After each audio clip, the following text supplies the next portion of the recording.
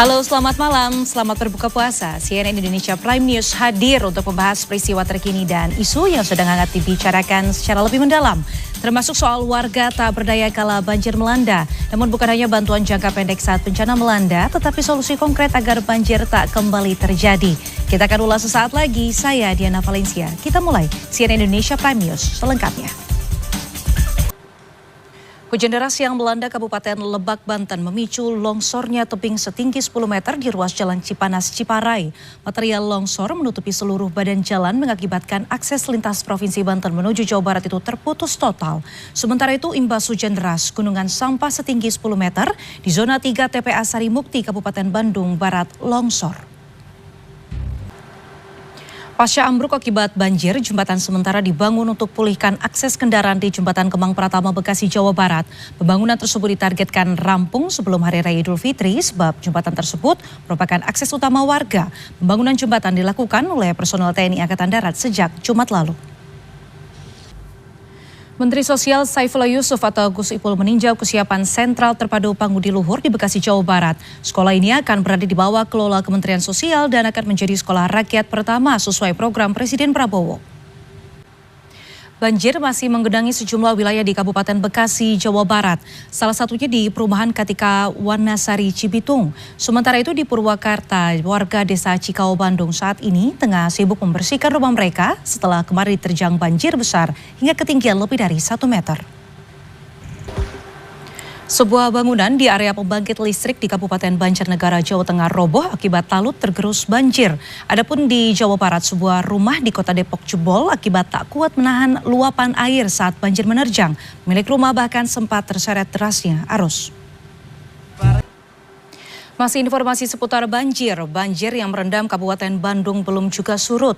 Sedikitnya 7 kecamatan dilaporkan kebanjiran, bahkan ketinggian air cenderung meninggi pada Minggu. Sejumlah warga harus beraktivitas dengan menggunakan perahu.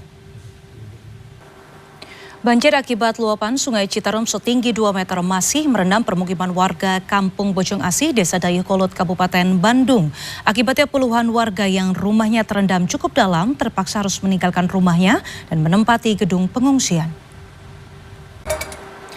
Kementerian Kehutanan dan Kementerian Agraria Tata Ruang Badan Pertanahan Nasional menertibkan 15 villa di kawasan Cisarua, Jawa Barat yang dianggap mengganggu serapan air di hulu Sungai Ciliwung.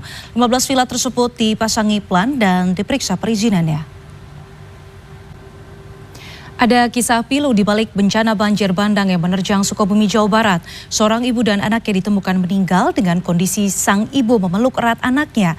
Ironisnya sang ayah tidak mengetahui anak dan istrinya menjadi korban tewas hingga menyulut emosi para tetangga. Bertahun-tahun langganan didera banjir saat musim hujan tiba, warga di sejumlah wilayah Jakarta dan sekitarnya serasa tak berdaya. Masyarakat tak hanya butuh bantuan saat bencana melanda, tetapi juga solusi konkret agar banjir tak lagi terjadi, merusak rumah, kendaraan, dan mengganggu aktivitas mereka. Kita akan membahasnya dengan redaktur pelaksana CNNindonesia.com Suryanto dalam editorial view malam hari ini. Banjir di area Jakarta sudah mulai surut, meski begitu permasalahan warga korban banjir masih belum rampung. Tak hanya mesti bekerja keras membersihkan rumah dari lumpur, namun juga tumpukan sampah yang memenuhi area permukiman warga. Banjir kerap menjadi masalah bagi warga Jabodetabek saat intensitas hujan tinggi di wilayah ini. Tak hanya soal rumah yang terendam, kendaraan bermotor sebagai penunjang aktivitas harian pun kerap menjadi korban banjir. Lantas seperti apa cara menangani kendaraan yang tergenang banjir karena tidak sempat dievakuasi atau terpaksa melewati genangan karena tidak ada alternatif lain? Berikut adalah tips yang bisa Anda simak sebagai bahan kewaspadaan. Terima kasih Anda masih bersama kami. Ratusan warga berebut aneka busana hingga mainan anak di sebuah pasar murah yang diadakan siswa sekolah dasar di Sidoarjo, Jawa Timur. Hasil penjualan pasar murah ini rencananya akan disumbangkan berupa air bersih kepada warga Palestina.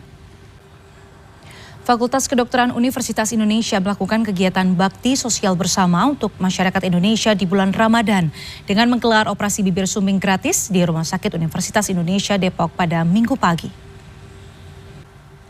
Menunggu waktu berbuka puasa atau ngabuburit bisa dilakukan dengan berbagai cara, salah satunya menikmati pemandangan Selat Madura dan aktivitas kapal. Kita ke informasi lainnya, produsen kue kering di Banyumas, Jawa Tengah kebanjiran order selama Ramadan hingga Idul Fitri. Jumlah produksi mengalami peningkatan hingga 50%. Omset yang diterima pun mencapai 60 juta rupiah.